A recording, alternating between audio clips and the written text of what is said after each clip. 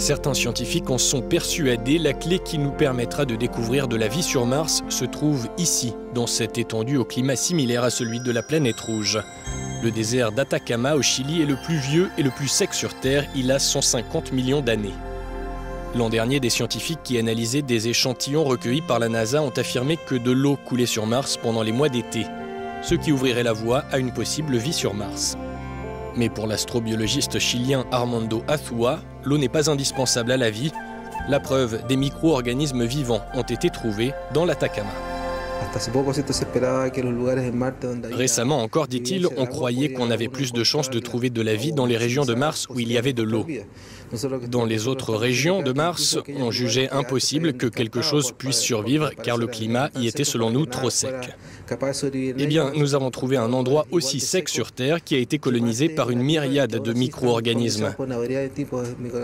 On a continué à chercher des formes de vie et on s'est aperçu que dans des régions sur Terre où on ne pensait pouvoir trouver aucune forme de vie, on prouvait le contraire.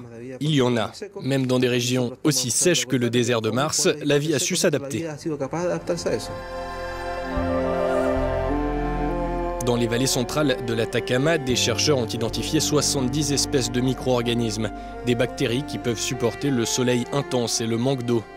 Or, la NASA affirme depuis 2003 que les missions Viking, qui dans les années 70 n'avaient pas trouvé de signes de vie sur Mars, n'auraient à l'époque rien trouvé non plus dans l'Atacama.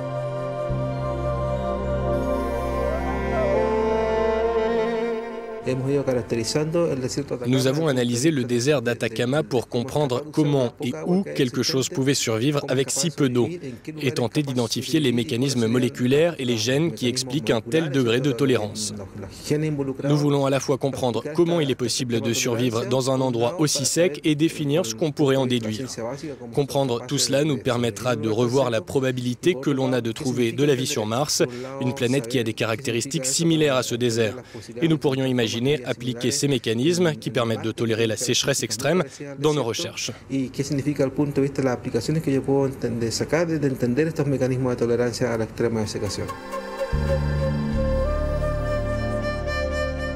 Si l'hypothèse du Dr Azúa est vérifiée, elle pourrait avoir un impact considérable sur la recherche spatiale.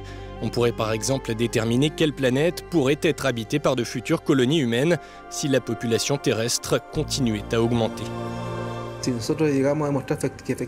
Si on peut démontrer que dans le désert d'Atacama, la vie peut non seulement tolérer l'extrême sécheresse, mais peut aussi se maintenir dans cette aridité, alors on élargirait grandement le spectre des possibles en matière de vie sur Mars et dans d'autres régions de l'univers. Les recherches sur la présence d'eau et de formes de vie sur Mars auront un impact décisif sur la nature des prochaines missions sur Mars. La NASA, qui compte faire marcher ses astronautes sur le sol martien vers 2035, enverra bientôt ses experts au Chili pour observer les travaux d'Armando Azúa.